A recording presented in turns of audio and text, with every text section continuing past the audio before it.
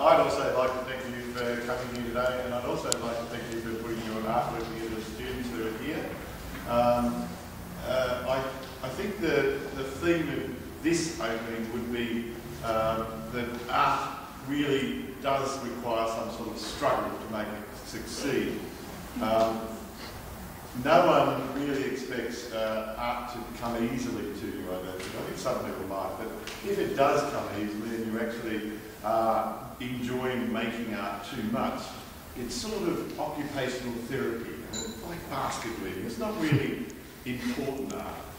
Art really does need to have some sort of struggle to get done, really, I suppose. Like the idea of climbing Mount Everest, and climbing Mount Everest actually requires some sort of physical endurance and also mental endurance to go. And any great artwork, you know, you can see evidence of that in that. And this brings me to this work here. In March, we had a camp that had what happened? I was there, I remember. Those people who went to the camp, and most of them are here, I think, or a fair number of them here. The thing that signified this camp, and I've been on a number of them, they have been going for more than 30 years, and I've been on some of them, all of them. And this camp was a special camp for me anyway, mainly because of the sort of spirit that the students or the artists actually took to the camp. Now, first of all, the suffering part. In getting there, I know a lot of people actually had to make special arrangements to drop their children off at various grandparents and grandmas and husbands and things like that. And a number of people also had huge financial difficulties in getting that money together to have the camp. And some people I know even took time off work to actually come on the camp, you know, actually took leave to go on the camp. So that's an incredible feat of endurance anyway. To get to the camp and find that the first 5 to 6 seconds out of getting out of the bus, you were covered in mosquitoes, which kept on biting, even though you might have run to the toilet, which was in fact a pit toilet, full of mosquitoes, all breeding down there, ready to pounce on your bottom as soon as you run out of the hole. That's the first sort of suffering we've got. I did actually later on, or just after that experience myself, put air guard down there, and some of you were saved from that suffering first night there. The other one was, you know, and surprisingly, just after the huge bushfire in Australia, people were a little panicky, and they instituted a national telephone sort of evening and sent out messages to everyone to tell them to run and hide because there was a big wind coming. We had to go around and tell all the people that were happily just nailing the last peg in their tent that we weren't going to be staying there anymore. We were going for another place. And, you know, the thing that, and I thought, well, this is, we can't actually do this.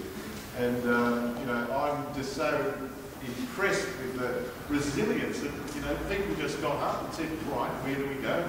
And they followed us, they got on the bus, and we went into Echuca waiting for the huge wind that would destroy the forest that we were in.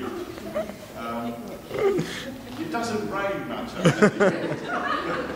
But instead of a wind, we had soft, gentle rain falling on us all night in the oval, because we told people, don't worry, don't forget.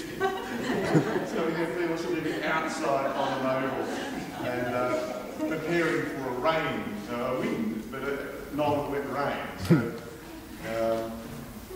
it all turned out rather well. In the morning we decided we would go back to the forest again, thinking it was safe. And that night the wind came. Then we had the night of the falling trees.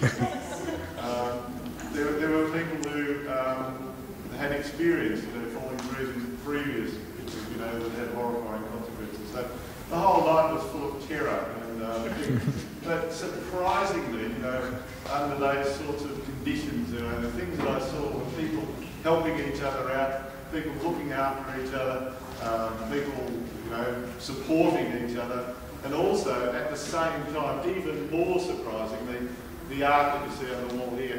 Under all those horrifying conditions, the work here, I think, is some of the best work of any camp I've ever been on.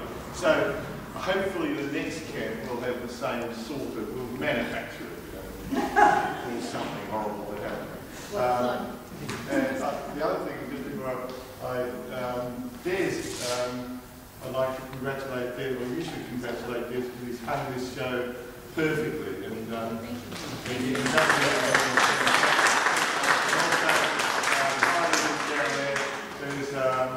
who normally we have the room out the back, which is a marvellous room, but Kylie's cleverly moved this exhibition into the front room, which I think is much a very good space for them. The other thing, just one more thing before you go, the work is for sale. Yes. I think you'll know that. And if you want to see, if you want to buy anything, maybe speak to Kylie. Or anybody. There's an office over there with an FPOS machine in it, and there's lay-by. There's red dots I can give you to put on them. I think you're right. I think it's really great work this year, John. I think the best that we've had here. So pick up a bargain, everyone. Okay. Thank you very much. I'd like to leave that open.